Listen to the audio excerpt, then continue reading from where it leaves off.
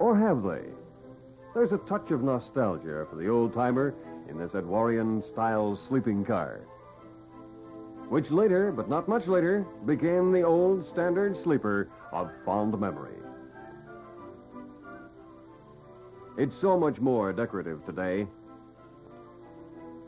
While passengers bring glamour and excitement to the railway, freight is its financial backbone, the bread and butter of the business. And freight wasn't limited to transcontinental runs. In Vancouver, a smaller yet important part of the transportation history revolves around the interurban freight and passenger services, which spread out from the city in many directions. Here's the first BC Electric freight motor, pictured in the 1920s, and showing one of the famous milk train cars standing on the New Westminster Marpole line. And Locomotive 900, built by the same company in 1907, served on the Marpole-Steveston line for many years. Diesel engines replaced the old locomotives on the Valley Freight Line after the interurban service was discontinued in 1950. Yesterday and today, 75 years, millions of people, billions of pounds of freight, the old 374 and today's streamlined Continentals. It doesn't seem like 3/4 of a century, but it was. While the whole story of Vancouver's transportation record is divided between the three major services, sea, land, and air, in between, there's another part of the story. Lumbering is Vancouver's major industry. While the big freighters and flat cars carry the province's lumber products to all points of the compass, there's first of all the story of how they get to Vancouver from the logging operations. Some lumber shipments travel hundreds of miles by water, truck, and rail to reach the mills and docks of Vancouver. Flat booms of logs like this have been a familiar sight along the coast for nearly all of the 75 years. One of the first methods of transporting logs down the coast was the Davis raft, an ingenious invention of binding logs together in the form of a mobile log barge. Then came the labor-saving, self-unloading log barges, which brought the industry a step forward. Today's barges load and unload themselves. What would our pioneer loggers with their handsaws and crude log booms have thought of this? Tugs, sometimes called the workhorses of the sea lanes, have an important chapter in our transportation story. Without them, busy seaports like Vancouver would function less smoothly, less efficiently. The Kingsway tug was later rebuilt and renamed the La Pointe, and is still in service.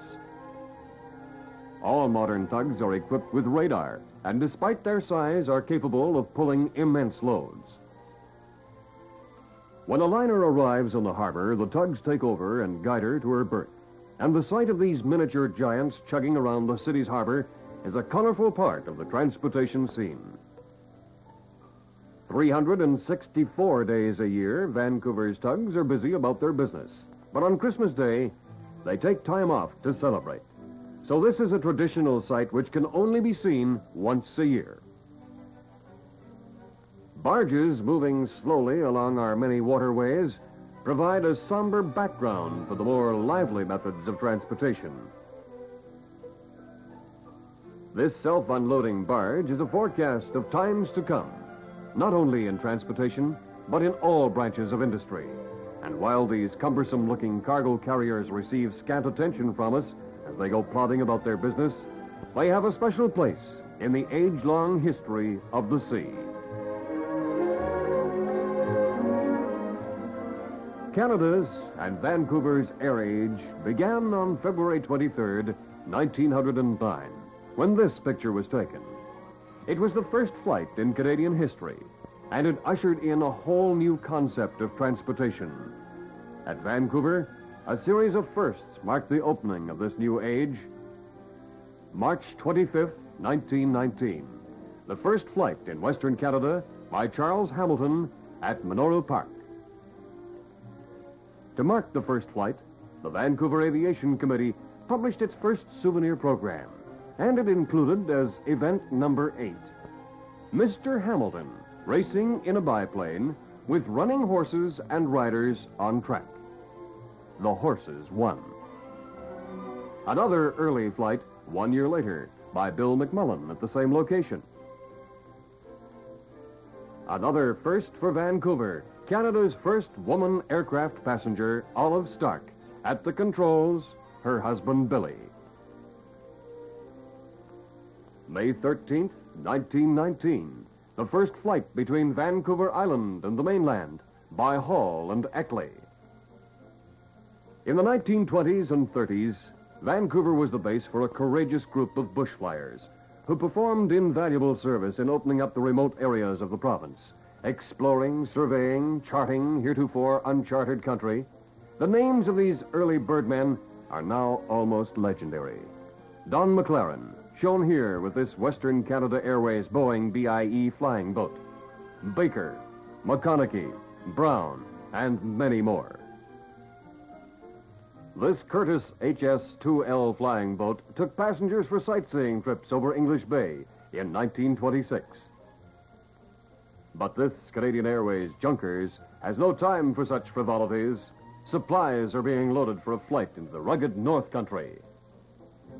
By 1934, however, less colorful, but regular flights were being scheduled out of Vancouver.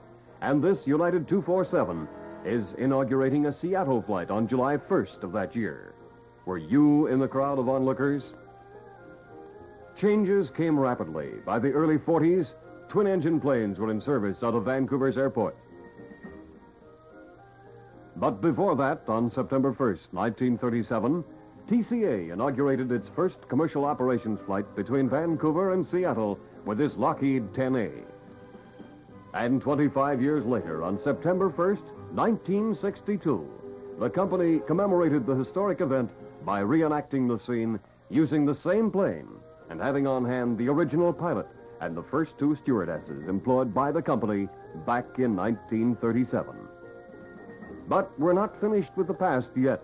This Lockheed 14 was used to inaugurate the passenger service between Vancouver and Montreal on April 1st, 1939.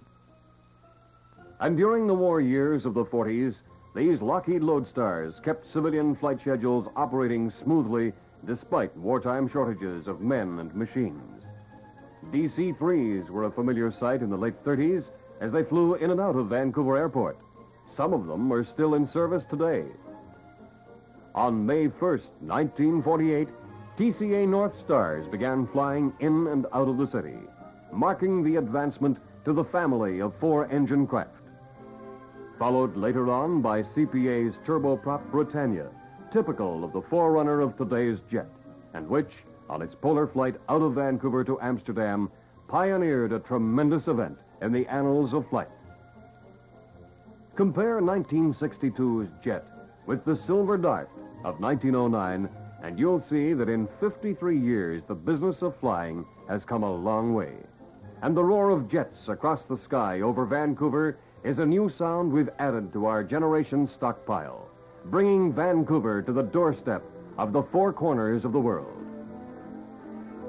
Within the past 10 years or so, a strange flying bird known as the helicopter has appeared on the flying scene in and around Vancouver. These maneuverable copters have proven their worth in servicing giant construction projects in remote and mountainous regions. And today, they're branching out into diversified roles as taxis, observation posts, flying radio stations. In 1932, when the air age was just beginning to flex its muscles, our international airport looked like this. But today, it's headquarters for a major branch of transportation, one of the busiest airports on the continent, freight depot for more than 14 million pounds of freight each year. Truly, a jet-age crossroads of the modern world, where new and exciting chapters in the transportation story are being written in the sky above the city.